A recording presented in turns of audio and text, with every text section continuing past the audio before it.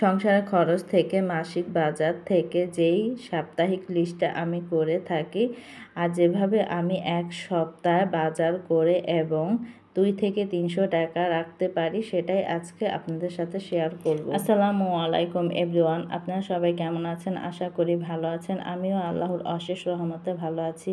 কাছে বা দূরে, দেশ এবং দেশের বাইরে যে যেখান থেকে আমার ভিডিওটা দেখছেন আপনাদেরকে অসংখ্য ধন্যবাদ। আর ভিডিওটা দেখার শুরুতে একটা লাইক দিয়ে ভিডিওটা দেখা শুরু করবেন। আর যদি ভিডিওর কোনো অংশ ভালো লেগে যায় তাহলে অবশ্যই আমার চ্যানেলটা সাবস্ক্রাইব করে আমার পাশে থাকবেন। এই তো দেখেন সকাল থেকে ভিডিওটা শুরু করে দিলাম। আদনানের বাবা তো সকালে ঘুম থেকে উঠে নামাজ পড়ে বাইরে চলে গিয়েছে হাঁটার জন্য। হাঁটতে যেয়ে দেখেন এখানে কতগুলো মাছ নিয়ে আসছে, আর এগুলো হয়েছে ইলিশ মাছ। আর ইলিশ মাছগুলো ভালোই, অত বেশি বড় না বেশি ছোট না, মিডিয়াম সাইজের, ভালোই লাগছে দেখতে। আর সাথে এনেছে গ্যান্ডারি আর এনেছে এখানে মুড়ি আটা, এগুলো নিয়ে আসছে। আর অনেক দিন ধরেই কিন্তু গ্যান্ডারি খাওয়া হয় না, তা আজকে দেখে খুব ভালো লাগলো।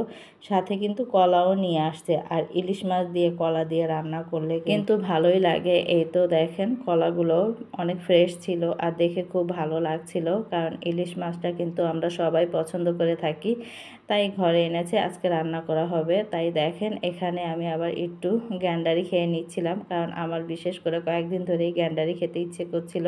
বাইরে যাওয়া হয় না, আমি কিনতেও পারি না, আর আপনাদের ভাইয়া রাত্রে আসে, আমার বলতে মনেও থাকে না, তা আজকে আবার বলে দিয়েছি, তাই গ্যান্ডারি নিয়ে আসতে, তা সেটাই খেয়ে নিচ্ছিলাম। আর খালি পেটে গ্যান্ডারি খেলে কিন্তু ভালো জানি, তাই খেয়ে নিয়েছি। আর এখানে দেখেন এই তো এখন রান্না করা হবে ইলিশ মাছ দিয়ে কলা দিয়ে রান্না করা হবে, যেহেতু টাটকা টাটকা মাছ আর টাটকা সবজি, এই কারণে রান্না করলে ভালোই লাগবে। আর সব জিনিস দেখবেন কি ফ্রেশ মাছ, তারপর সাথে সাথে যদি তরকারি হয় সেই জিনিসটা রান্না করলে কিন্তু ভীষণ ভালো লাগে। আর ফ্রিজে রেখে কিন্তু আমরা খাই, খেলেও টাটকার একটা যে স্বাদ আছে সেটা কিন্তু পাওয়া যায় না। আর এখানে দেখেন আমি কিন্তু মাছগুলো কেটেও নিয়েছি, এখন ভাজা বসিয়ে দিয়েছি, রান্না করা হবে। সাপ্তাহিক বাজার থেকে আমি যেভাবে 2 থেকে 300 টাকা আয় করে থাকি, হিসেব করে চলি বলেই দেখে আমাদের দেখবেন মধ্যবিত্তদের যত আয় তত কিন্তু ব্যয় হয়ে থাকে, কারণ হিসেব এমন একটা জিনিস, হিসেব না করলে কিন্তু সংসার চালানো যাবে না আমাদের মধ্যবিত্তদের, কারণ আমাদের হাজব্যান্ডের ইনকাম কম, সেই ইনকামের ভিত্তি করেই কিন্তু আমাদেরকে অনেক কিছু করতে হয়। যেমন মনে করেন আমি যেভাবে আমার সংসারটাকে চালাই, প্রত্যেক মাসেই কিন্তু বেতন পাওয়ার সাথে সাথে একটা লিস্ট করে ফেলি। এই লিস্টটা করা মানেই কিন্তু অনেক কিছু হিসেব করে চলা, যেমন বাসা ভাড়া থেকে আমার ছেলের স্কুলের, তারপর কোচিংয়ের খরচ, তারপর আপনার মনে করেন যে শুকনা বাজার, কাঁচা বাজার, তারপর আবার মনে করেন মাছ মাংসের বাজার, অনেক কিছুই কিন্তু আমাদের বাড়তি অনেক খরচ হয়ে থাকে। কিন্তু সেখান থেকেও আমি যেভাবে সাপ্তাহিক খরচটা করে থাকি, কারণ আমার শুকনা বাজারটা আমি মাসে শুরুতেই করে ফেলি, তারপর আবার মনে করেন যে কাঁচা বাজার আর মাছের বাজারটা কিন্তু আমার প্রত্যেক সপ্তাহেই করা লাগে, কারণ কাঁচা বাজার এগুলো কিন্তু প্রত্যেক মাসে একবারে করে রাখলে হবে না, কারণ শুকনা বাজারটা আমার এক মাসে করে রাখলে দেখা যায় পুরা মাসটা আমি সুন্দরভাবে চলতে পারি। আদা রসুন পেঁয়াজ, তারপর আবার মনে করেন চাল ডাল তেল, এগুলো কিন্তু শুকনা বাজারের ভিতরে পড়ে, আরও অনেক কিছুই আছে আনুষঙ্গিক,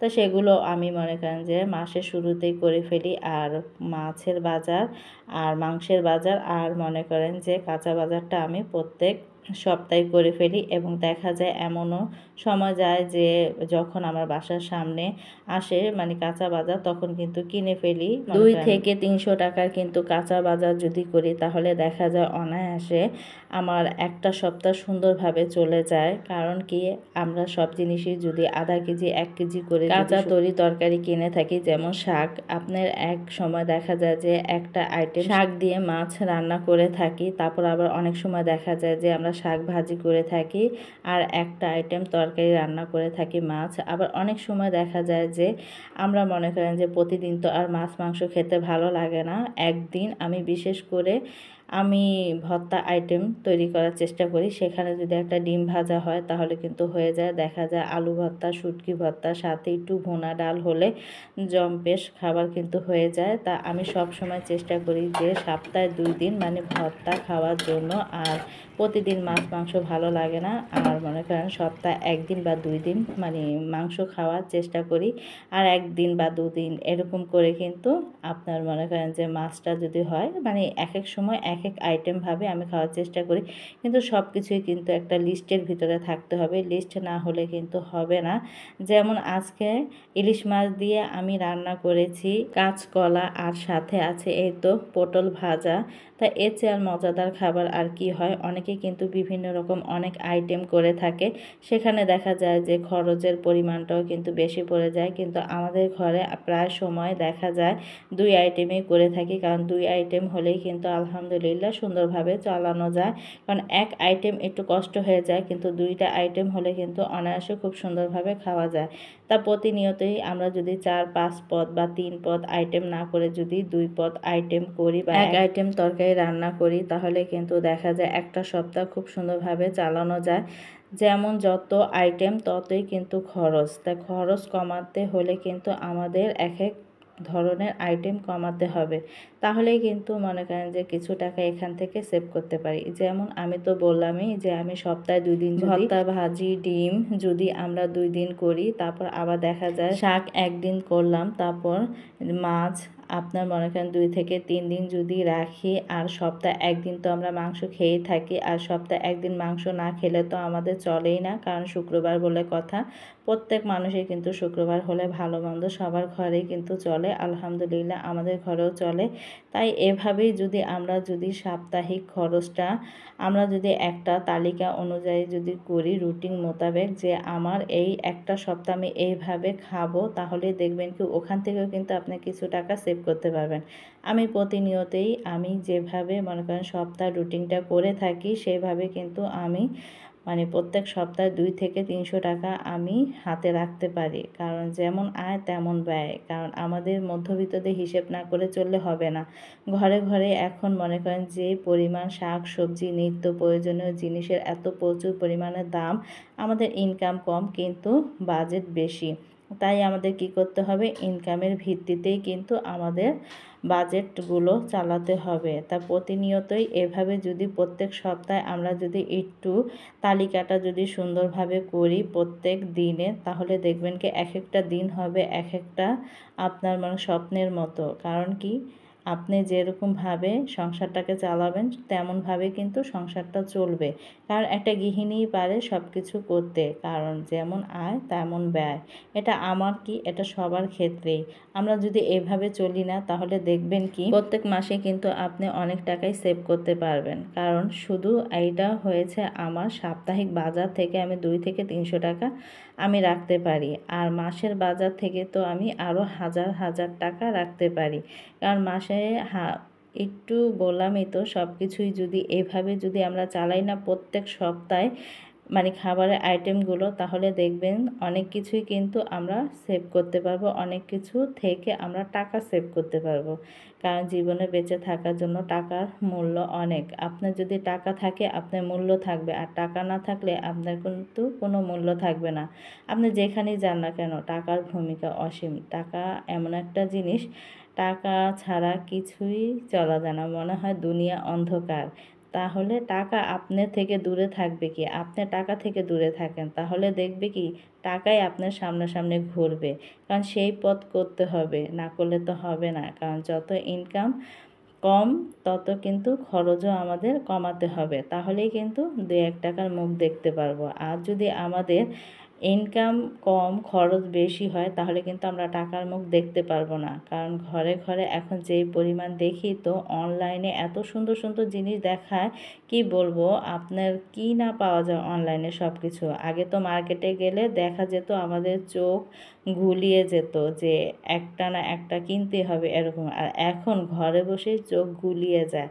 কারণ কি অনলাইন যেহেতু আমাদের হাতের কাছে, কারণ মোবাইলটা ধরলেই কিন্তু দেখা যায় এত সুন্দর সুন্দর জিনিস, যেটা না দেখে আমরা কিন্তু অর্ডার মানে না করে পারি না, আমাদের অর্ডার করতেই হয়।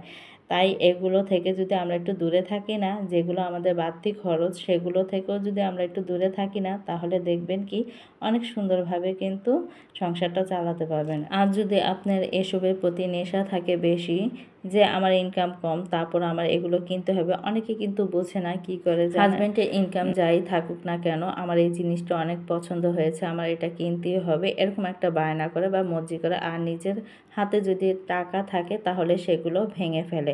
পরবর্তীতে দেখা যায় মাসের শেষের দিক দিয়ে এমন একটা হিমশিম অবস্থা হয়, তখন সেই মানুষটা চলাই যেহেতু মনে করেন যে অনেকটা দায়ভার হয়ে যায়। কারণ আমি যে হিসেব করে শুরুতে চলতে পারিনি, কারণ কি আমার যদি অনেক থাকতো তাহলে আমি ওইভাবে খরচ করতে পারতাম, কিন্তু আমার তো ভাই অনেক নেই, আমার তো অল্প আছে, আমার তো সেই টাকা দিয়ে সংসারটা চালাতে হবে। তাই আমাদের প্রত্যেকটা গৃহিণীরই উচিত যে আমাদের সংসারটাকে আমরাই সুন্দরভাবে সাজাতে। কারণ আমরা যদি আমাদের সংসারটাকে সাজিয়ে রাখি না, অনেক সময় দেখা যায় হাজব্যান্ড ওয়াইফের ভিতরে ভালো একটা বন্ডিং, ভালো একটা সম্পর্ক থাকে। আর যেই ঘরে দেখবেন যে স্বামী স্ত্রী মানে মিল মহব্বত বেশি থাকে, সেই ঘরে কিন্তু আল্লাহ পাকের রহমতও বেশি সৃষ্টি হয়। আর যেই ঘরে দেখবেন যে কোনো স্বামী স্ত্রী মিল নেই, দেখা যায় যে অভাব অনটন, তারপর আবার মানে কোনো ঘরে সুখ শান্তি নেই, হাজব্যান্ড ওয়াইফ সারাক্ষণই খুঁটিনাটি বিষয় নিয়ে লেগেই থাকে। কারণ বেশিরভাগ কিন্তু আমাদের ঝগড়াটা হয়েই থাকে আপনার মনে করেন যে অল্প আয়ে। কারণ আমরা এক একটা জিনিস করতে চাই, বা আমাদের একটা শখ আছে, পূরণ আছে, বা অতিরিক্ত বাজার খরচ মানে মন মতো খেতে চাই, সব কিছুই সেটা আমরা করতে পারি না। অনেক সংসারে দেখা যায় এ নিয়ে কিন্তু অনেক ঝামেলার সৃষ্টি হয়, স্বামী স্ত্রীর ভিতরে কিন্তু মনোমালিন্য চলতেই থাকে। ওই ঘরে কিন্তু কখনোই আয় হয় না, বরকত হয় না। কারণ আমি যদি অল্পতে সন্তুষ্ট না থাকি তাহলে আমি কিভাবে আয় করব? তাই আমাদের সবারই কিন্তু অল্পতে সন্তুষ্ট হওয়া দরকার। এতে কিন্তু আল্লাহ পাকও অনেক খুশি হয়। কারণ অল্প জিনিসও বললাম না, যদি অল্প খেয়ে থাকি, অল্প পরে থাকি, সেই ঘরে যদি সুখ থাকে, শান্তি থাকে, আল্লাহ পাকের রহমত থাকে। আর আল্লাহ পাকের রহমতটাই হয়েছে আমাদের জন্য অনেক, কারণ আল্লাহ পাকের রহমত ছাড়া কোনো কিছুই হয় না। তাই আমাদের সবারই ধৈর্য ধরে খুব সুন্দরভাবে মাসের শুরুতে যদি একটা লিস্ট করে থাকি, তাহলে দেখা যায় যে সুন্দরভাবে মাসটা চালানো যায়, ওখান থেকেও 2-1 টাকা কিন্তু রাখা যায়। আর এভাবে লিস্টটা করলে সবার ঘরে আমার মনে হয় ভালোই থাকবে, সবাই সুখে শান্তিতে, এবং কিছু টাকা আপনি সেভও করতে পারবে। তো অনেক কথাই কিন্তু বলে ফেললাম আপনাদের সাথে। আর এখানে দেখেন আজকে আম্মা রোজা রেখেছে, তাই আম্মার জন্যই কিন্তু সন্ধ্যার সময় মুড়ি মাখানো হচ্ছে। তাই এখানে শুধু কি আম্মা খাবে, আমরা সবাই খাবো, তাই কিন্তু সবার জন্যই মুড়ি মাখিয়ে নিয়েছিলাম। আর ছেলে তো পেঁয়াজ মরিচ খেতে চায় না, ওর জন্য আবার আলাদা আমি রেখে দিয়েছি, অটো মেখে নেবে। আর অনেক দিন পরেই কিন্তু মনে হচ্ছে যে রোজা রোজা একটা ভাব ফিল নিলাম, কারণ কি এরকম ভাবে কিন্তু একমাত্র রোজার সময় খাওয়া হয়, তারপর আমরা মাঝে মাঝে খেয়ে থাকি, তারপর এত মজা লাগে না। দেখা যায় আজকে আম্মা রোজা রেখেছে, আলাদা অন্যরকম মনে হয় একটা মানে মজা কাজ করছিল, তাই খেলাম আলহামদুলিল্লাহ। আর আপনাদের সাথে কিন্তু অনেক কথাই বলে ফেলেছি, আর যদি আমার কথায় কোনো ভুল ত্রুটি হয় তাহলে ক্ষমা দৃষ্টিতে দেখবেন। ভিডিওটা আর বড় করব না, সবাই ভালো থাকবেন, সুস্থ থাকবেন, আল্লাহ হাফেজ।